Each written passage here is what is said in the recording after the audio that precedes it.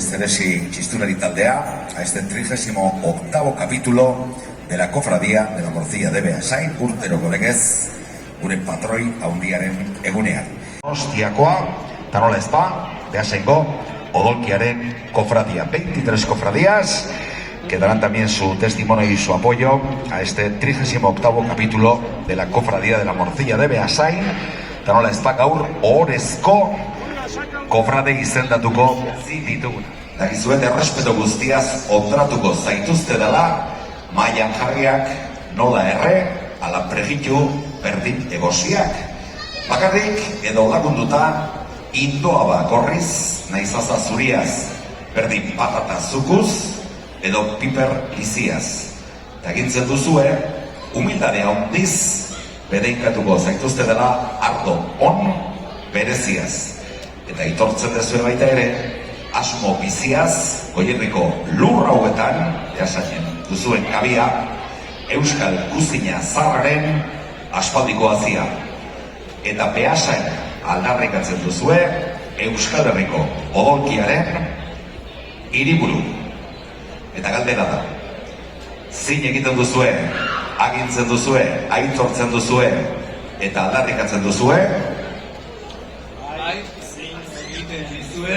agintzen dizue, aitortzen dizue, eta aldarrikatzen dut. Bueno, aldarrikatu dute, txardo bero bat. Reconocéis y proclamáis.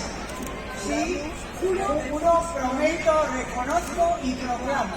Oso, txardo bero bat. Son ya embajadores y embajadoras de la Morcilla de Beasain. Orain, ondore, odolkia bastatuko dute para dar fe de que es la mejor morcilla del mundo mundial, Beasaingoa.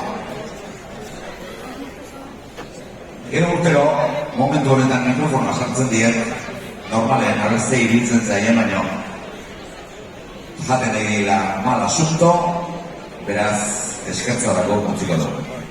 Urrei aurtengo 25. urte horrena dela, eskerrak ematean, Euskalian eta Bezenguralari ditaz akordatzeatik.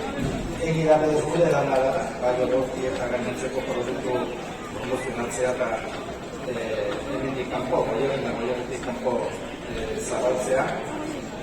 Azken turismoa denok egiten dut, baina sektore turistikoa beste gauza gara. Eta beste bat gauzataz enkargatzeaz gain, baita badau lehenengo sektorearen aitortza horientia, lehen sektoretik datozen produktu desberdinak mai gainean jartzea, bai kanpokontzat eta baita bertakontzat.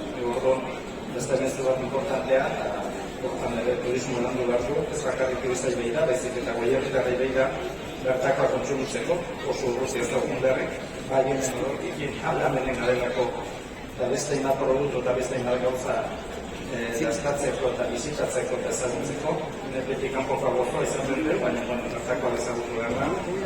Hasi genenik aurrea, egualde landuta, hasi bertako gauzak lehenengo ezagutzen. Esan, azkarri izaztela saria ematen, liburua abenduan atea esan, eta ikusten da barakazka hona izan dula, eta kofradiari tanto zaretela, la última. Eta nobedadia da liburutegitan, animatu errozten, 50 bizimodu, bizitza, hortzen daude argazki oso bolitakin, oso okore daude da, no?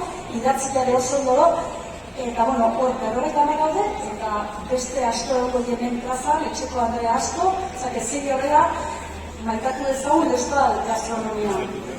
Zarkasko.